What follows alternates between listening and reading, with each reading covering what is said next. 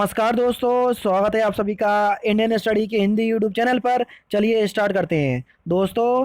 आज की इस वीडियो में railway NTPC, railway group D और रेलवे जेई के लिए जनरल साइंस के ऑनलाइन टेस्ट का लेसन नंबर 22 है, जिसमें काफ़ी मोस्ट इंपोर्टेंट क्वेश्चंस को कवर किया गया है। और दोस्तों, जैसा कि आप सभी जानते हैं कि मैं डेली बेसिस पे आपसे क्वेश्चंस पूछता हूँ और उसका आंसर आपको कमेंट बॉक्स में बताना होता है। तो आज मैं फिर आपसे क्वेश्चंस पूछूंगा और आंसर आपको कमेंट बॉक्स में बताना होगा। दोस्तों, मैं अनअकैडमी पर ही पढ़ाता हूँ, तो अनअकैडमी की प्रोफाइल का लिंक डिस्क्रिप्शन में दिया है, तो आप एक बार जरूर से चेक कर लीजिएगा। और अगर आप अनअकैडमी प्लस पर मेरे साथ रेलवे के एग्जाम्स की तैयारी करना चाहते हैं, तो मैं जनरल साइंस और मैथ के पोर्शन को अनअकैडमी प्लस पर कवर कर रहा हूँ। लगभग डेली बेसिस पे सैकड़ों स्टूडेंट ऑनलाइन आते हैं और बिल्कुल सेटिस्फिकेशन के साथ पढ़ करके जाते हैं। अगर आपको मैथ में कुछ भी नहीं आता है, बिल्कुल आप जीरो हैं, तो मेरे पास आइए। मैं बिल्कुल गारंटी के साथ आपसे बोलना चाहूँगा कि भैया मैं बिल्कुल अच्छी तरीके से आपकी मैथ कंप्लीट करवा दूंगा। बशर्त अनअकैडमी प्लस पर आपको आना पड़ेगा। सॉरी, अनअकैडमी प्लस सब्सक्रिप्शन को परचेस करने के लिए डिस्क्रिप्शन में दिए गए लिंक से आप परचेस कर सकते हैं। रेफरल कोड है तारिक सर्वर 5, यहाँ से आप 10% का डिस्काउंट भी प्राप्त कर सकते हैं।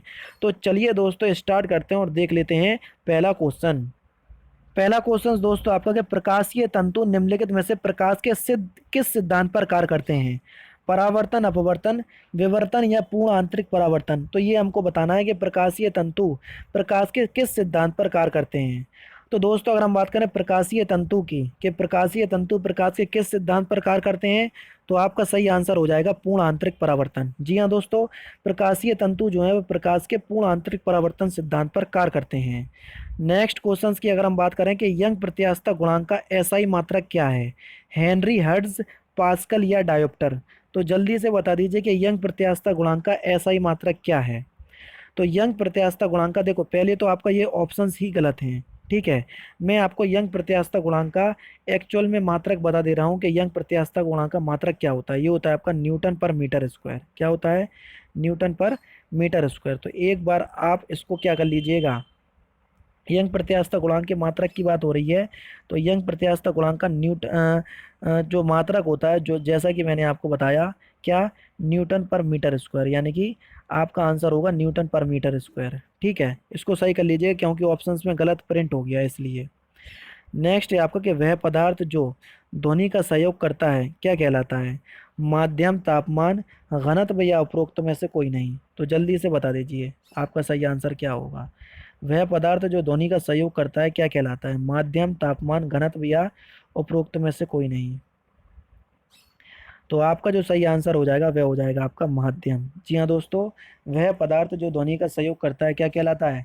माध्यम कहलाता है, यानी कि पहला ऑप्शन आपका बिल्कुल करेक्ट है। नेक्स्ट क्वेश्चंस की अगर हम बात करें, तो नेक्स्ट क्वेश्चंस दोस्तों आपके सामने ये रहा कि किसी विद्युत परिपथ में फ्यूज किस में जुड़ा होता है? लाइव के समांतर, न्यूट्रल के समांतर, लाइव से सीरीज में या न्यूट्रल से सीरीज में, ये हमसे पूछा गया है। तो जल्दी से बता दीजिए कि एक्चुअल में आपका सही आंसर क्या होगा। बहुत ही ज़्यादा इंपॉर्टेंट क्वेश्चंस आपके एग्जाम की दृष्टि से। तो किसी विद्युत परिपथ में फ्यूज किस में जुड़ा होता है? तो ये जुड़ा होता है आपका लाइव से सीरीज में, यानी कि तीसरा ऑप्शन जो है वो बिल्कुल करेक्ट है। ठीक है, चलिए नेक्स्ट क्वेश्चन से आपका, कि विद्युत मोटर कौन सी ऊर्जा को यांत्रिक ऊर्जा में बदलती है?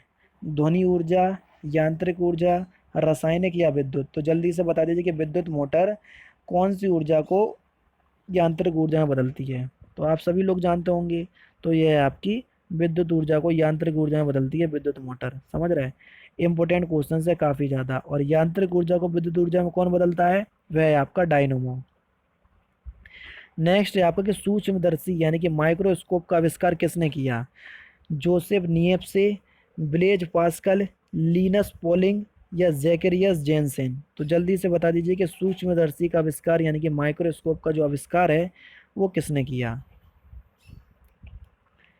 तो दोस्तों, अगर हम बात करें माइक्रोस्कोप के आविष्कारक की, कि एक्चुअल में माइक्रोस्कोप का जो आपका आविष्कार है वो किसने किया, तो माइक्रोस्कोप का जो आपका आविष्कार है वो जैकरियस जेनसेन ने किया, यानी कि कौन सा, ये आपका चौथा ऑप्शन आपका बिल्कुल करेक्ट हो जाएगा। नेक्स्ट है आपका, कि निम्नलिखित तत्वों से किसका गलनांक सबसे कम है? जिंक, टाइटेनियम, सल्फर या फ्लोरीन। तो जल्दी से बता दीजिए कि किसका गलनांक जो है वो सबसे कम है निम्नलिखित तत्वों में से सबसे कम गलनांक वाले तत्व। तो आपका जो सही आंसर हो जाएगा वह हो जाएगा आपका फ्लोरीन। फ्लोरीन का जो आपका गलनांक है वो सबसे कम है। नेक्स्ट है आपका कि Fe2 के न्यूक्लियस में 26 प्रोटॉन होते हैं, तो Fe2 प्लस 2 आयन में इलेक्ट्रॉनों की संख्या कितनी होगी, ये हमसे पूछा गया है। तो जल्दी से बता दीजिए कि कितनी हो जाएगी। आपका सही आंसर है आपका 24, यानी कि पहला ऑप्शन करेक्ट होगा।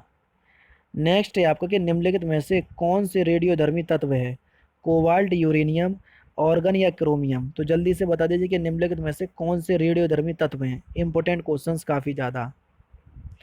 तो रेडियोधर्मी तत्व की अगर हम बात करें कि कौन से रेडियोधर्मी तत्व हैं, तो आपका जो सही आंसर हो जाएगा वह क्या हो जाएगा, वह हो जाएगा आपका यूरेनियम, एक रेडियोधर्मी तत्व है।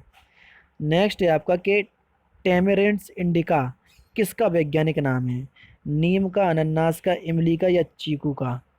तो जल्दी से बता दीजिए कि टेमेरिंड्स इंडिका जो है वो किसका वैज्ञानिक नाम है।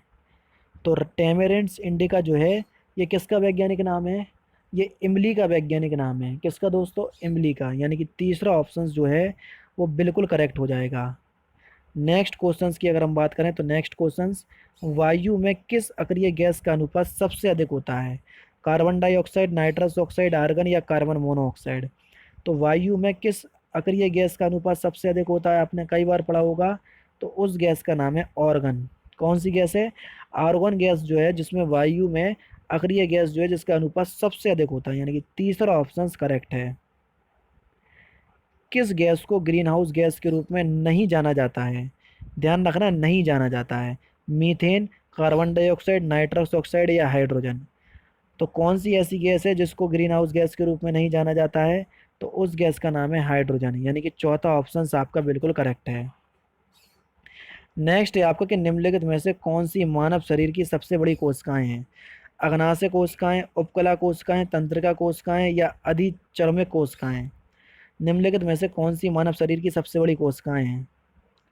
तो मानव शरीर की सबसे बड़ी कोशिकाओं की अगर हम बात करें तो वो आपकी तंत्रिका कोशिकाएं, यानी कि तीसरा ऑप्शन आपका बिल्कुल करेक्ट है। नेक्स्ट है आपका कि शरीर का कौन सा अंग निमोनिया रोग से प्रभावित होता है, त्वचा और आंत, मूत्र मार्ग, जिगर या फेफड़े। कौन सा अंग जो है जो निमोनिया रोग से प्रभावित होता है। तो आपका जो सही आंसर है वो है आपका फेफड़े, यानी कि चौथा ऑप्शन जो है बिल्कुल करेक्ट है। नेक्स्ट है आपका कि जैव उर्वरक नाइट्रोजन को निम्नलिखित में से किस में परिवर्तित करते हैं, नाइट्रेटों में, अमोनिया में, नाइट्रोजिनेस में या अमीनो एसिड में। तो जल्दी से बता दीजिए कि जैव उर्वरक नाइट्रोजन को निम्नलिखित में से किस में परिवर्तित करते हैं। तो आपका जो सही आंसर हो जाएगा वो हो जाएगा आपका अमोनिया में, यानी कि दूसरा ऑप्शन करेक्ट है। निम्नलिखित में से कौन सा एक कार्बोहाइड्रेट है, इंसुलिन, ग्लाइसिन, ग्लूकोज या यूरिया। तो कार्बोहाइड्रेट की बात हो रही है कि निम्नलिखित में से कौन सा एक कार्बोहाइड्रेट है, तो ग्लूकोज जो है वो एक कार्बोहाइड्रेट का उदाहरण है, यानी कि तीसरा ऑप्शन करेक्ट है।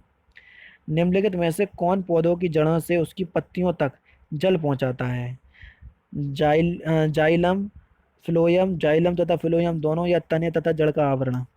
तो आपका जो जल की अगर हम बात करें तो जाइलम है, और अगर हम खाने की बात करें तो वो है आपका फ्लोयम। ठीक है, यानी कि फिलहाल तो इस क्वेश्चन का पहला ऑप्शन करेक्ट है। शरीर में हीमोग्लोबिन का क्या कार्य क्या है, प्राणवायु का परिवहन, यानी कि ऑक्सीजन का परिवहन करना, बैक्टीरिया का विनाश, अनीमिया यानी कि रक्तहीनता की रोकथाम या लोहे तत्व का उपयोग। तो शरीर में हीमोग्लोबिन का जो आपका कार्य है वो क्या है, वह है आपका प्राणवायु का परिवहन करना, यानी कि पहला ऑप्शन आपका बिल्कुल करेक्ट है। सेकंड लास्ट क्वेश्चन से आपका गुर्दे की पथरी से, गुर्दे की पथरी जो है वो किसकी बनी होती है, calcium oxalate, sodium chloride, magnesium nitrate या कैल्शियम बाइकार्बोनेट।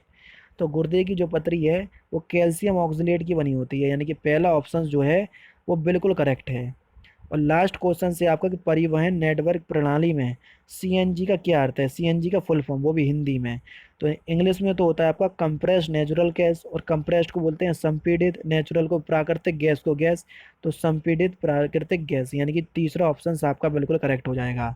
दोस्तों ये पीडीएफ आपको अगर प्राप्त करना चाहते हैं तो डिस्क्रिप्शन में टेलीग्राम चैनल का लिंक दिया है, वहाँ पर ऐड हो जाइए। मैं आपको डेली बेसिस पे पीडीएफ बिल्कुल फ्री में प्रोवाइड करवाता हूँ। ठीक है, ये आपके 20 क्वेश्चंस थे जो कि मैंने आपको बता दिए।